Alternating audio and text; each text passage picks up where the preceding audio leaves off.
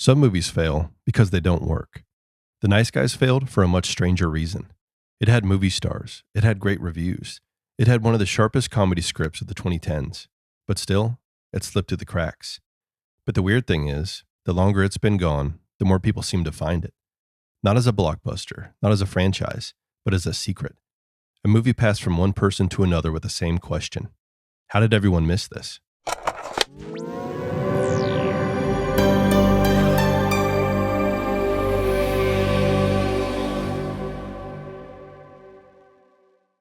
In 2016, The Nice Guys arrived at the exact wrong time. Hollywood was becoming bigger, louder, and safer. Studios were leaning hard into superheroes, sequels, reboots, and familiar brands. Movies that audiences already understood before they ever sat down. And then, this strange detective comedy showed up with none of that. No franchise, no universe, no obvious lane. No easy way to explain why a 1970s Los Angeles mystery about corruption, bad decisions, and buried truth should matter in the middle of blockbuster season. But that's what makes this movie so interesting now. On the surface, The Nice Guys looked like a throwback. The cars, the suits, the parties, the music, the smoky rooms, the faded glamour. All of it feels like a lost postcard from a dirtier and weirder Hollywood. But underneath the style is a sharper question. What happens when the truth is sitting right in front of everyone, but the people with the power have every reason to make it disappear? That question runs through the whole film. It's in the polluted air hanging over Los Angeles. It's in the strange mix of comedy and danger. It's in the way every clue seems to lead somewhere richer, safer, and harder to touch.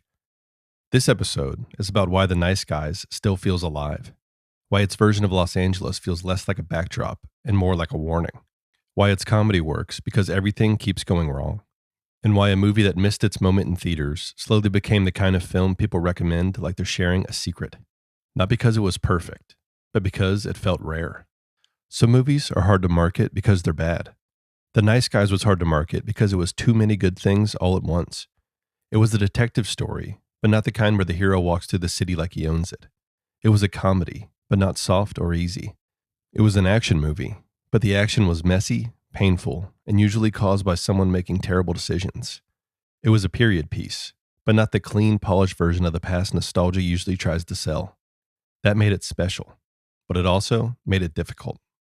When the film opened in 2016, Hollywood was already training audiences to expect movies that could be explained in one sentence. Superhero teams, familiar franchises, sequels to things that people already loved. The industry was becoming more comfortable selling recognition than discovery. But The Nice Guys needed discovery. It needed people to trust the tone, to understand that the pleasure wasn't just in the mystery, but in the way the mystery kept unraveling. It needed audiences to enjoy the rhythm of the movie, the sharp dialogue, the awkward pauses, the sudden bursts of chaos, the way a scene could move from hilarious to uncomfortable before you even realized the ground had shifted. That's a much harder thing to put on the poster, because the appeal of The Nice Guys is not just Ryan Gosling and Russell Crowe solving a case. The appeal is watching a whole world reveal itself through mistakes. Every conversation feels slightly crooked. Every room feels like someone left in a hurry. Every lead feels like it's already been handled, buried, or bought. The movie keeps pulling you deeper into a Los Angeles where corruption does not feel shocking anymore. It feels normal. And that's where the film starts to become more than a lost comedy. It becomes a snapshot of a certain kind of Hollywood movie at the edge of extinction. A mid-budget film for adults, built on stars, writing, atmosphere, and character. The kind of movie that used to be allowed to exist without promising 5 sequels afterward. The Nice Guys did not fail because it had nothing to offer. It slipped away because what it offered was harder to package. And maybe that's why it feels even more valuable now. Most detective stories give you someone cool enough to survive the darkness. The Nice Guys gives you people who look like the darkness already got to them. And that's where Shane Black's voice comes in. His stories often revolve around damaged men who hide behind jokes, sarcasm, violence, and bad habits. They talk like they're in control, but everything about them says otherwise. They are quick with a comeback, slow to admit pain, and usually one terrible decision away from ruining the case, the friendship, or themselves. That is the world The Nice Guys comes from. Shane Black had already helped shape the buddy action formula with Lethal Weapon, then twisted noir and comedy together in Kiss Kiss Bang Bang. But The Nice Guys feels like an older, more exhausted version of that same universe. The jokes are still sharp, The violence is still sudden. The mystery keeps folding in on itself. But the whole movie feels sunburned, worn down, and tired of pretending the system is going to fix itself. This is not a story about heroes arriving to clean up the city. It's about two men who are already compromised, trying to decide whether they still have enough decency left to care. That's what separates The Nice Guys from a simple throwback. It understands that old detective movies were never just about clues. They were about moral decay. They were about cities where power hid beneath wealth, where truth got buried under paperwork, money, and intimidation. Shane Black takes that tradition and turns it sideways, making the detectives less like mythic loners and more like human disasters.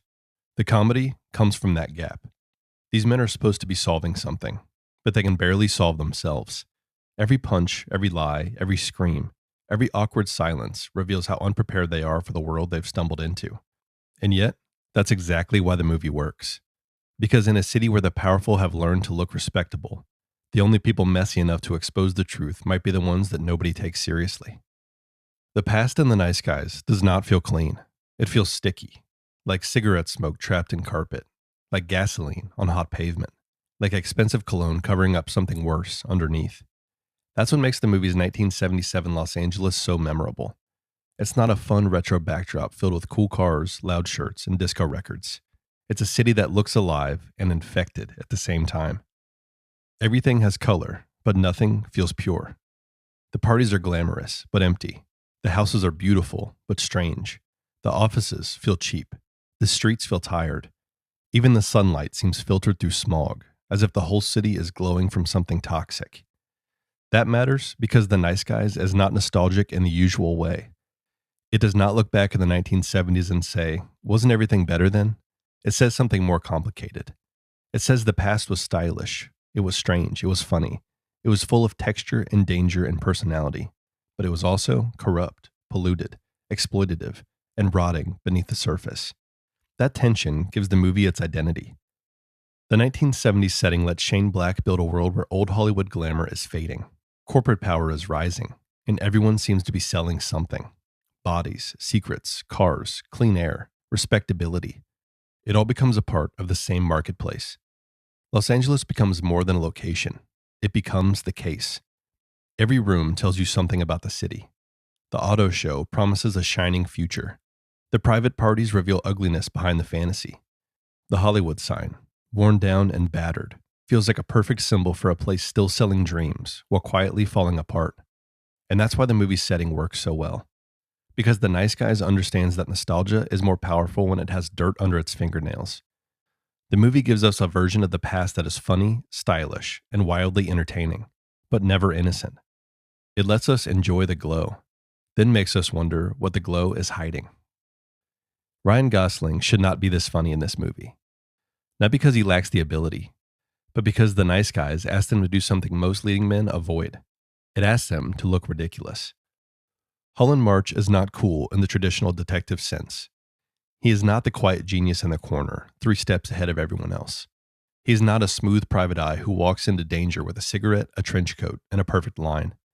He is a man constantly being exposed. Every time March tries to seem confident, the movie finds a way to pull the floor out from under him. He falls, he screams, he bleeds, he lies badly. He misunderstands obvious things. He panics in situations where other movie detectives would simply narrow their eyes and look serious. And somehow, this makes him unforgettable. Because Gosling plays March like a man who has built his entire adult life out of performance. He wants people to believe he is sharper than he is. He wants clients to believe he is capable. He wants his daughter to believe that he is in control. He may even want to believe it himself. But his body keeps telling the truth. That is where the comedy lives. Not just in the jokes, but in the collapse of the image. March is funny because he's always trying to be a movie star detective and constantly becoming the opposite. He turns danger into panic. He turns confidence into humiliation. He turns pain into sound effects. And yet his performance never becomes empty. Underneath the cowardice and chaos, there is sadness. March is a father, a widower, and a man who has clearly lost some essential part of himself. His incompetence is funny, but it also feels connected to grief. He is drifting through life, taking bad cases, making bad choices, and hoping nobody notices how little he has left together.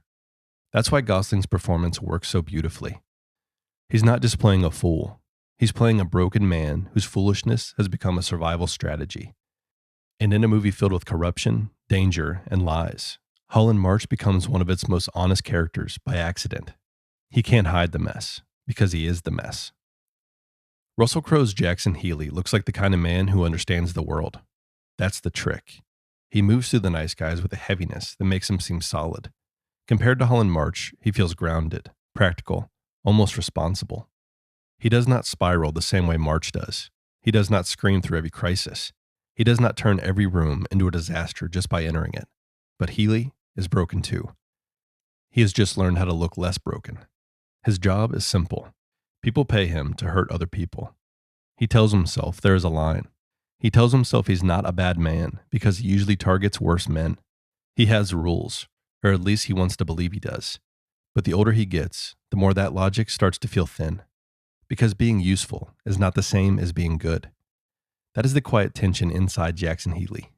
He knows how to intimidate. He knows how to survive. He knows how to walk into a room and make people afraid. But underneath all of that is a man wondering if his entire life has added up to nothing more than damage with a paycheck attached. That's why his partnership with March works so well. March is chaos on the outside. Healy is chaos buried deeper. One falls apart loudly, and the other carries regret like a weight on his shoulders. And when the case begins pulling them towards something bigger than a missing person, Healy starts to see a chance, not to become noble, not to erase what he has done, but to make one choice that is not built around money or violence. Russell Crowe plays that sense with exhaustion. Healy is funny because he is blunt. He is moving because he is tired. He feels like a man who has spent years convincing himself that having a code is enough, only to realize that a code means very little if it never costs you anything. And by the end, that is what the nice guys asked of him. Not whether he can fight, but whether he can care. The smartest detective in the nice guys is not the private eye. It's not the hired muscle. It's the kid watching them both and realizing that adults have no idea what they're doing. Holly March could have easily been written as just the daughter character. Someone there to worry, react, or raise the emotional stakes. But the movie gives her something more important than that. It gives her moral clarity. In a story full of compromised adults, Holly's the one person who still believes right and wrong should mean something. That matters because everyone else in the movie has learned how to negotiate with corruption. March lies to survive. Healy hurts people for money. The powerful protect themselves. The guilty hide behind status. The city feels like one big machine designed to make people accept the unacceptable. But Holly has not yet accepted it. She keeps asking the obvious question everyone else avoids. Why are the adults allowed to be this selfish? Why does power excuse cruelty? Why should doing the right thing be treated like something childish? That's what makes her so important to the film's heart. She is not naive because she does not understand the world. She is young enough to still be angry at what the world has become, and that anger pushes the movie forward. Holly sees something in Healy that he does not fully see in himself. She holds March to a standard that he keeps failing to meet. She becomes the reminder that their choices matter, even when the city keeps telling them they do not. Without Holly, the nice guys would still be funny, but it would not be as human, because she gives the chaos a conscience. She is the reason the story does not collapse completely into cynicism. The movie can laugh at broken men, crooked systems, and ugly truths because Holly is there insisting that none of this should be normal. And in many ways, she is the character the title is really testing. Not whether March and Healy are nice guys, but whether they can become decent men in front of someone who still believes decency should exist. The funniest thing about the nice guys is that nobody in the movie thinks they're in a comedy. That's why it works. The characters are not winking at the audience. They're not standing around waiting for punchlines. Everyone is scared, angry, confused, injured, desperate, or lying badly enough just to get to the next 5 minutes. The humor comes from watching people treat absolute chaos like it's just another terrible day at work. That's what makes the comedy feel different. It's not built on jokes alone. It's built on collapse. Holland March tries to act like a confident private detective, and the movie keeps humiliating him. He falls, he screams, he panics. He discovers clues by accident. His body reacts before his brain can catch up. Ryan Gosling turns fear into music, making every yelp, stumble, and nervous pause feel perfectly timed, without ever feeling fake. Jackson Healy is funny in the opposite direction. He is blunt and practical. He sees March falling apart and reacts with the exhausted patience of a man who's somehow become responsible for the least reliable partner imaginable. Russell Crowe does not chase the comedy. He lets it bounce off of him. That contrast is what makes the pairing so good. One man is a live wire. The other is a brick wall. And every scene becomes funnier because neither of them fully understands how ridiculous they look together. But underneath that comedy is something serious. The reason The Nice Guys stays with you is that the jokes never erase the rot around them. People are being used. Evidence is being buried. Power is protecting itself. Los Angeles is choking on its own corruption while everyone at the top keeps smiling for the cameras. That tension gives the movie a strange flavor. You laugh because the timing is perfect.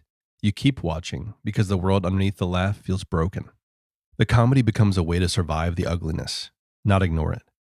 Every scream, punchline, and absurd mistake sits on top of a darker truth.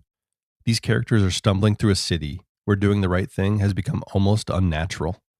And maybe that's why the movie is so rewatchable, because the jokes get funnier every time, but the sadness underneath them never really goes away. By the time The Nice Guys reaches the auto show, the movie finally reveals what has been circling all along. This was never just a mystery about one missing person. It was about a machine, a citywide system of money, influence, pollution, and silence. The kind of corruption that does not hide in dark alleys, but stands under bright lights, surrounded by cameras, crowds, and corporate polish. That's why the auto show is a perfect place for the ending. It is all image. Shiny cars, clean floors, bright displays, smiling executives. A carefully staged fantasy of progress where the future is being sold as something sleek, fast, and beautiful. But The Nice Guys has spent the entire movie showing us what is underneath that fantasy. Los Angeles is not clean. The air is not clean. The money is not clean. And the people selling the future are the same ones that are helping bury the truth. That gives the conclusion its bite. The movie takes one of the most polished spaces imaginable and turns it into a place where the whole rotten system starts to crack open. The auto show becomes more than a setting. It becomes a symbol of everything the film has been saying from the beginning. Corruption does not always look dirty. Sometimes it looks expensive. Sometimes it looks professional. Sometimes it comes with a sales pitch. And March and Healy are still not perfect heroes. That matters. They're still messy, still clumsy, still barely keeping up with the danger around them. The movie does not transform them into clean, noble saviors. It lets them remain exactly who they are. Damaged men trying for once to do something decent. That's what makes the ending feel right. The truth does not come out because the system suddenly grows a conscience. It comes out because the people who are never supposed to matter get close enough to expose what powerful people wanted hidden. And even then, the victory feels imperfect. Because The Nice Guys understands that corruption does not disappear just because one case gets solved. The city is still the city. The machine is still the machine. But for a moment, the truth is visible. And in this movie, that counts for something. What makes The Nice Guys linger is not just that it's funny.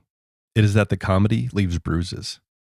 By the end, the mystery has been solved, or at least solved as much as a mystery can be in a city built to protect the people responsible. March and Healy have stumbled into the truth, survived their own incompetence, and exposed something larger than either of them were prepared to face. But the movie does not pretend that one case fixes everything. Los Angeles is still Los Angeles. The powerful are still powerful. The air still feels dirty. The future still belongs to people who know how to package corruption as progress. And yet, the ending does not feel hopeless. Because The Nice Guys is not about perfect heroes saving a broken world. It's about damaged people choosing, briefly and imperfectly, to be better than the world expects them to be. That's where the heart lives. And Holland March trying to become a better father. And Jackson Healy realizing having a code means nothing unless it costs you something. In Holly, refusing to accept that adulthood has to mean surrendering your conscience. Maybe that's why the film found its audience so slowly. It feels like a lost object from another kind of Hollywood. Strange, stylish, character-driven, and built for people who still love the messiness of movies. Not everything is clean. Not everything is resolved. Not every joke hides the sadness underneath it. But that's what makes it feel human. The Nice Guys may have missed its moment in theaters, but it never really disappeared. It waited. And eventually, people found it.